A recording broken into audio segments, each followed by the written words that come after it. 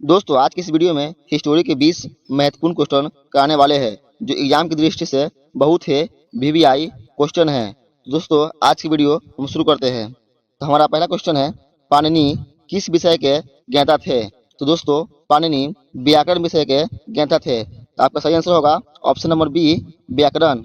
चलिए चलते हैं अगले प्रश्न की ओर। हमारा अगला प्रश्न है, सिंधु घाटी सभ्यता का मुख्य नगर कौन सा था? सिंधु घाटी सभ्यता का मुख्य नगर मोहनजोदड़ो था। तो आपका ऑप्शन नंबर बी होगा राइट आंसर, मोहनजोदड़ो। चलिए चलते हैं अगले प्रश्न की ओर।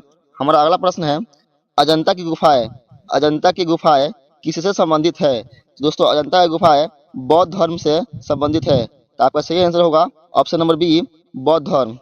चलिए चलते हैं अगले प्रश्न की ओर। हमारा अगला प्रश्न है, मौर्य वंश की स्थापना किसने की थी? तो मौर्य वंश की स्थापना चंद्रगुप्त मौर्य ने की थी। आपका सही आंसर होगा option number A, Chandragupta Maurya. चलिए चलते हैं अगले प्रश्न की ओर। हमारा अगला प्रश्न है, मेघदूत ग्रंथ किसने लिखा था?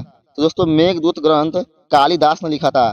तो आपका सही आंसर होगा ऑप्शन नंबर ए, कालिदास। चलिए चलते हैं अगले प्रश्न की ओर। अगला प्रश्न देखते हैं क्वेश्चन नंबर 100। अशोक का धर्म संबंधी शिलालेख किस लिपि में लिखा गया था? तो दोस्तों अशोक का धर्म संबंधी शिलालेख ब्राह्मी लिपि में लिखा गया था। तो आपका ऑप्शन होगा ऑप्शन नंबर बी, ब्राह्मी लिपि। चलिए चलते हैं अगले क्वेश्चन की ओर। दोस्तों हमारा अगला सवाल है, इल्तुतमिश किस वंश से संबंधित था? तो दोस्तों इल्तुतमिश गुलाम वंश से संबंधित था। तो आपका सही आंसर होगा ऑप्शन नंबर ए, गुलाम वंश। चलिए देखते हैं अगला प्रश्न। हमारा अगला प्रश्न है, पानीपत की पहली लड़ाई कब हुई थी? तो दोस्तों पानीपत की पहली लड़ाई 1526 ईस्वी में हुई थी। तो आपका सही आंसर हो जाएगा ऑप्शन नंबर बी।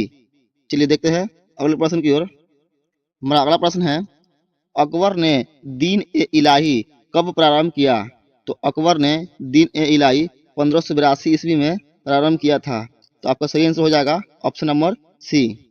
चलिए चलते हैं अगले प्रश्न की ओर। हमारा अगला प्रश्न है, बाबरनामा बाबरनामा किस भाषा में लिखा गया था? तो दोस्तों बाबरनामा तुर्की भाषा में लिखा गया था। तो आपका ऑप्शन हो जाएगा सी, तुर्की भाषा। चलते हैं अगले प्रश्न की ओर। हमारा अगला प्रश्न है, शिवाजी को छत्रपति का उपाधि कब मिली?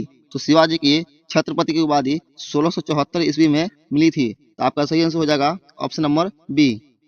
चलिए देखते हैं अगला प्रश्न। हमारा अगला प्रश्न है, बंगाल का अस्थाई बंदोबस्त किसने लागू किया? तो दोस्तों बंगाल का अस्थाई बंदोबस्त लॉर्ड कॉर्नवालिस ने लागू किया था। तो आपका ऑप्शन हो जाएगा option number C, Lord Cornwallis. चलिए देखते हैं अगला प्रश्न। हमारा अगला प्रश्न है, 1857 की क्रांति का नेतृत्व दिल्ली में किसने किया? तो दोस्तों इसका सही आंसर होगा ऑप्शन नंबर सी, बहादुर शाह द्वितीय। चलिए चलते हैं अगला प्रश्न की ओर। हमारा अगला प्रश्न है, भारतीय राष्ट्रीय कांग्रेस की स्थापना कब हुई? तो दोस्तों भारतीय राष्ट्रीय कांग्रेस की स्थापना 1885 ईस्वी में हुई थी। तो इसका सही आंसर हो जाएगा ऑप्शन नंबर बी। चलिए देखते हैं हमारा अगला प्रश्न है, भारत छोड़ो आंदोलन कब हुआ था? तो दोस्तों भारत छोड़ो आंदोलन 1942 ईस्वी में हुआ था। इसका सही आंसर होगा ऑप्शन नंबर सी, 1942। चलिए देखते हैं अगला प्रश्न। हमारा अगला प्रश्न है, सुभाष चंद्र बोस ने आजाद हिंद फौज कहाँ बनाई थी? तो सुभाष चंद्र बोस ने आजाद हिंद फौज सिंगापुर में बनाई थी। तो इसका राइट आंसर हो जाएगा ऑप्शन नंबर ए, सिंगापुर। चलिए चलते हैं अगला प्रश्न की ओर। हमारा अगला प्रश्न है, भारतीय संविधान सभा की पहली बैठक कब हुई थी?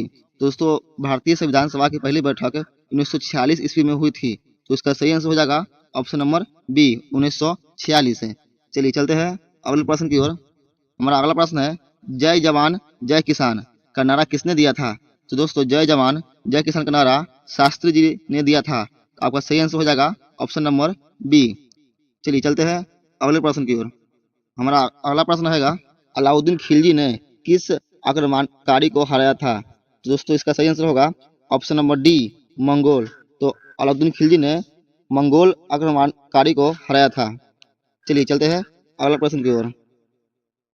हमारा अगला प्रश्न रहेगा, भारत को स्वतंत्रता कब मिली थी? तो दोस्तों भारत को आज़ादी 15 अगस्त 1947 को मिली थी। तो इसका सही आंसर हो जाएगा ऑप्शन नंबर बी, 15 अगस्त 1947। दोस्तों आज का वीडियो समाप्त हुआ, मिलते हैं अगले नए वीडियो में।